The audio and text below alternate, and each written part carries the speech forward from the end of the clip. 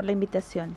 Bueno, para empezar, cuando hablamos de Día Mundial de la Concienciación sobre el Autismo, recordar un poco conceptos básicos, ¿no? ¿Qué es el autismo? Es una condición que tienen muchas personas, muchos niños, muchos adultos, con respecto a la interacción social, tienen dificultades, no tienen dificultades para poder predecir lo que va a pasar, tienen dificultades para socializar, su dificultad en la comunicación, y depende mucho del nivel del grado que ellos tienen, ¿no? ¿Y a partir de qué edad podemos dar nos da estos primeros indicios de que nuestro hijo podría tener esta condición de autista? Bueno, en realidad lo ideal es que se pueda descubrir antes de los 2 años, porque tiene mayor posibilidad para recuperar, pero generalmente se va descubriendo a los 4 o 5 años cuando el niño ingresa al colegio o cuando se les puede hacer una evaluación médica, ¿no? A los 3 años, ¿no? ¿Y qué características son las más notorias, por ejemplo? La dificultad para socializar, la dificultad para expresarse y las conductas repetitivas peculiares que tienen los niños, ¿no? Usted hablaba sobre la importancia que tiene el detectar sobre estos casos antes de los 2 años, Sí. pero vemos a un porcentaje de la población que es diagnosticada de forma tardía, incluso en su adultez. Sí, eso es muy cierto, porque a veces los niños, las personas adultas que son a nivel leve, que antes se les llamaba Asperger, pueden convivir, son funcionales, terminan su primaria, su secundaria, van a la universidad, pero siempre tienen esa dificultad en la interacción social. Los adultos que han podido pasar por el transcurso de la vida sin ser diagnosticados, tienen dificultades en las interacciones sociales, tienen la dificultad algunos les dicen son inafectivos, o estos chicos son muy francos, ¿no? Y ellos te dicen las cosas tal cual son, y de repente son rechazados por el grupo, ¿no? Entonces ellos sufren, pero no se dan cuenta que han tenido esta dificultad, o tienen algunas dificultades en los oídos, porque son hipersensibles, no les gustan mucho las relaciones sociales, tienden a aislarse, ¿no? Entonces, en las relaciones sociales están más disminuidos su capacidad funcional, ¿no?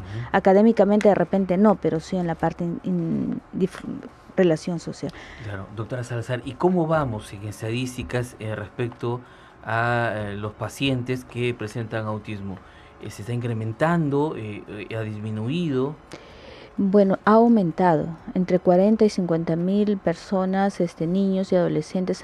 Podemos definir que hay niños con habilidades diferentes, pero es una data precisa, exacta, no, porque hay carencias de un censo adecuado, ¿no? Esperemos que en este censo que se va a realizar el próximo año se pueda identificar. Pero digamos, como líneas generales, hay entre 40.000 y 50.000 pacientes hoy en día que presentan esa condición de ser autistas. Personas que tienen condición. Ahora, de ese porcentaje, al carecer de esta data, una data real, ¿no? A nivel nacional, tampoco podemos hablar de cuántas personas son debidamente atendidas, que lleven sus terapias a tiempo, que tengan un diagnóstico adecuado. Podría confundirse el autismo con otras complejidades, con otro tipo de condiciones también. Claro, sí. El autismo puro no se presenta, se presenta a veces con TDAH o con trastornos de ansiedad, y entonces se puede confundir este problema con cualquier otro, entonces se complejiza más el cuadro, ¿no? Ahora, desde el Estado, ¿usted ha podido ver que este tema ha dado algunos avances? ¿Cuáles son las dificultades que encuentra, por ejemplo, ese padre de familia que llega al instituto y dice, bueno, me acabo de enterar, de acuerdo a las evaluaciones, que mi hijo es autista? Bueno, la mayor dificultad es poco acceso a las terapias, ¿no? Muchas terapias son muy costosas y el niño con habilidades diferentes necesita un pool de terapias, terapia sensorial, terapia de aprestamiento, terapia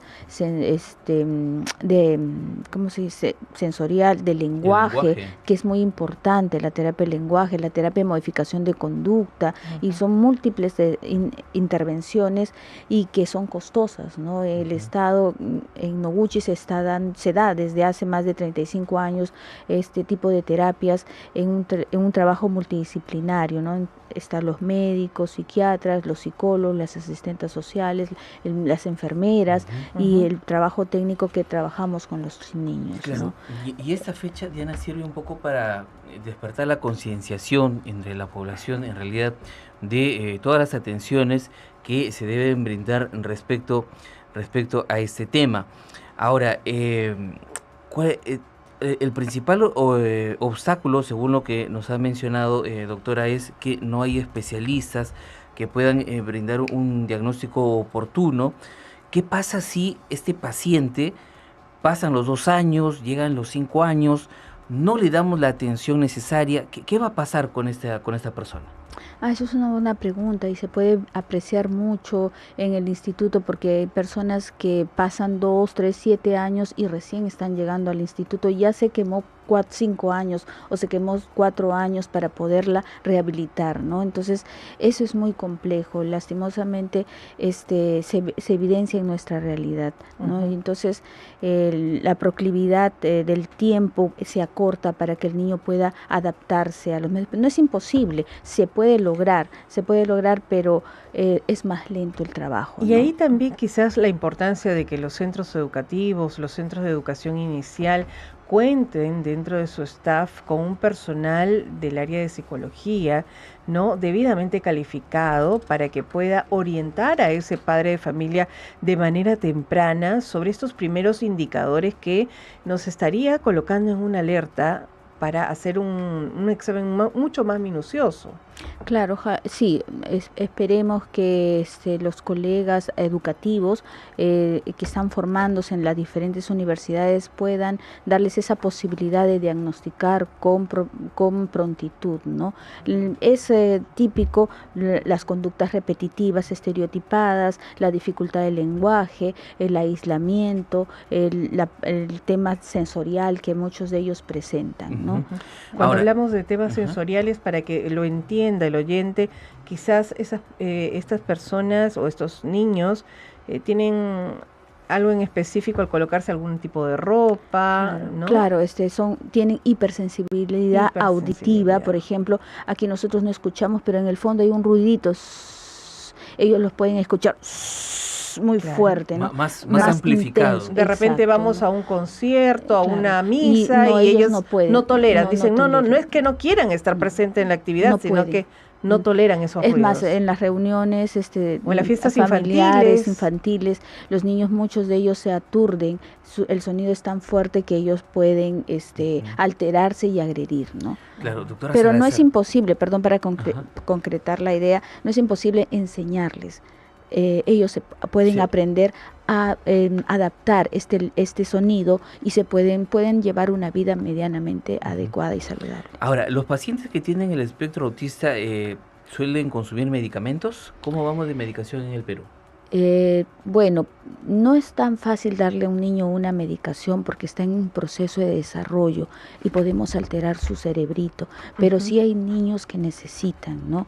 Y eso es materia de los médicos psiquiatras o de los neurólogos que tienen que hacer su estudio para poder medicar para los síntomas, si el niño está hiperactivo o el niño no puede dormir o el niño está irritable, se medica para el síntoma, no para la complejidad.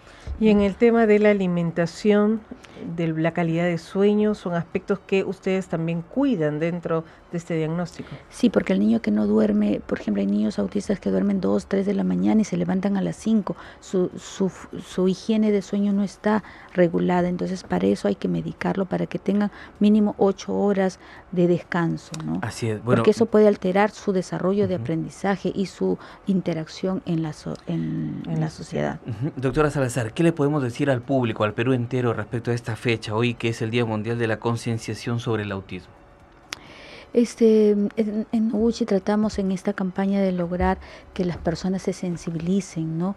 Que puedan tener un buen trato con estos niños, con estas personas, que puedan lograr empatizar con esta condición y puedan darles las oportunidades para que no solamente ellos se adapten al medio social de una manera inclusiva, sino que los acojan con una manera cálida y afectiva. En el Instituto de Salud Mental se recepciona a todo tipo de personas, solamente las que tengan el CIS. Se recepciona a todo tipo de personas, pero es zonal, tiene que pasar un perfil de referencia, ¿no? Pasan por primero la posta, el Centro de Salud Mental Comunitario, y los casos complejos a nivel zonal llegan al instituto.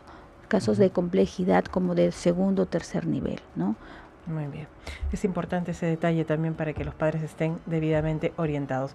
Muchísimas gracias por habernos acompañado en esta oportunidad, Silvia Salazar, psicóloga clínica del Instituto de Salud Mental Honorio Delgado y de Onoguchi. Y bueno, a seguir sensibilizando en este tema que es tan importante. Gracias a ustedes. Muchísimas gracias. 7 de la mañana, 48 minutos. A esa hora tomamos contacto con